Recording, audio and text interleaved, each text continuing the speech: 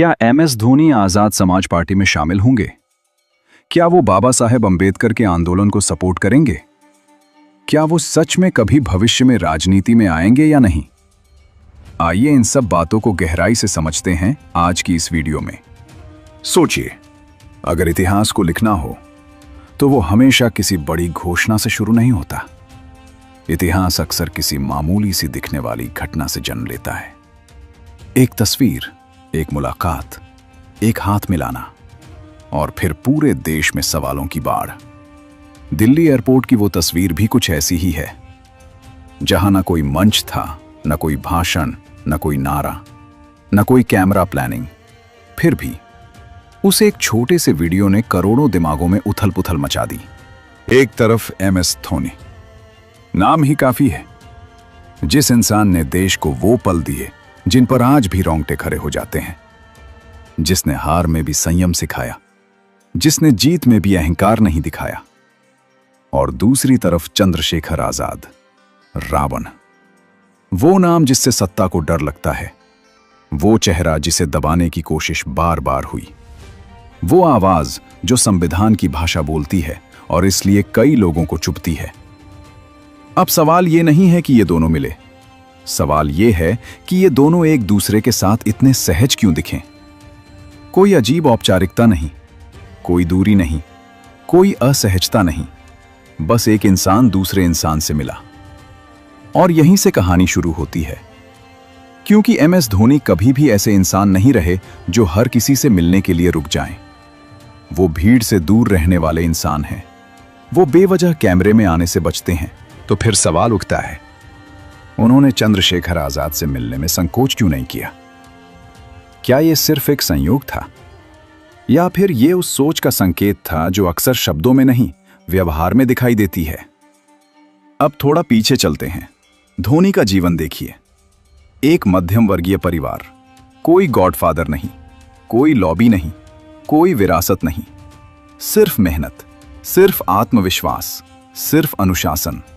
और यही तो बाबा साहेब अंबेडकर का मूल विचार था कि इंसान अपनी पहचान खुद बनाए। कोई भी जन से बड़ा या छोटा नहीं होता। असली शक्ति ज्ञान और आत्मसम्मान में होती है।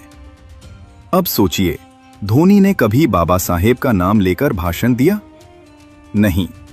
लेकिन क्या उन्होंने बाबा साहेब के मूल विचारों को जिया? बहुत हद तक हां। अब चंद्रशेखर आजाद को देखिए।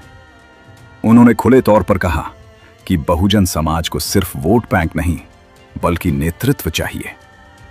उन्होंने डर कर राजनीति नहीं की, उन्होंने समझौता करके आंदोलन नहीं चलाया। उन्होंने कहा, संविधान हमारा धर्म है। अब जब ये दो सोचें एक जगह मिलती हैं, तो ये सिर्फ एक मुलाकात नहीं रह जाती, ये एक संदेश बन जाती है। अब आते हैं उस सवाल पर जिसने इंटरनेट हिला दिया। क्या एमएस धोनी आजाद समाज पार्टी में शामिल होंगे? सच यही है कि आज की तारीख में ऐसा कोई प्रमाण नहीं है, कोई बयान नहीं है, कोई इशारा नहीं है। लेकिन राजनीति सिर्फ चुनाव लड़ने का नाम नहीं है। राजनीति उस मानसिकता का नाम है जो समाज को दिशा देती है। अगर कल को धोनी खुलकर किसी पार्टी में जाते हैं तो वो खबर होगी, लेकिन अगर वो बिना बोले किसी विचार के साथ खड़े दिखते हैं तो वो इतिहास होता है। अब दूसरा सवाल, क्या एमएस धोनी भीम आर्मी को सपोर्ट करेंगे? इस सवाल को समझने के लिए हमें सपोर्ट की परिभाषा बदलनी होगी। सपोर्ट सिर्फ मंच साझा करने से नहीं होता, सपोर्ट सिर्फ ट्वीट करने से नहीं होता। कभी कभी सपोर्ट का मतलब होता है गलत के सामने खामोश न रहना। भीम आर्मी शिक्षा की बात करती है, सम्मान की बात करती है, संविधान की बात करती है। क्या इन बातों से कोई भी सभ्य इंसान असहमत हो सकता है? अगर नहीं, तो फिर यह मानना पड़ेगा कि भीम आर्मी का समर्थन किसी एक जाति का नहीं, पूरे लोकतंत्र का सवाल है। अब सबसे जरूरी सवाल, क्या एमएस धोनी बाबा साहेब अंबेडकर के आंदोलन को आगे बढ़ाएंगे?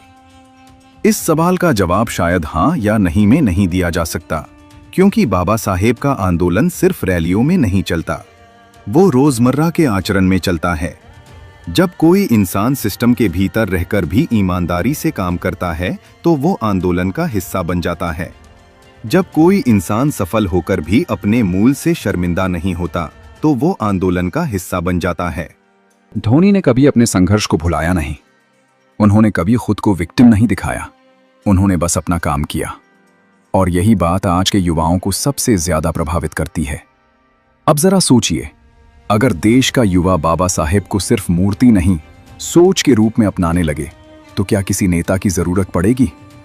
चंद्रशेखर आजाद उस सोच को शब्द देते हैं, धोनी उस सोच को उदाहरण देते हैं। और जब शब्द और उदाहरण एक ही फ्रेम में आ जाते हैं तो समाज बदलने लगता है। दिल्ली एयरपोर्ट की वो मुलाकात शायद 1 मिनट की थी, लेकिन उसका असर सालों तक रहेगा, क्योंकि इसने ये साबित कर दिया कि बहुजन आंदोलन अब अकेला नहीं है, कि अब वो बातचीत का विषय बन चुका है।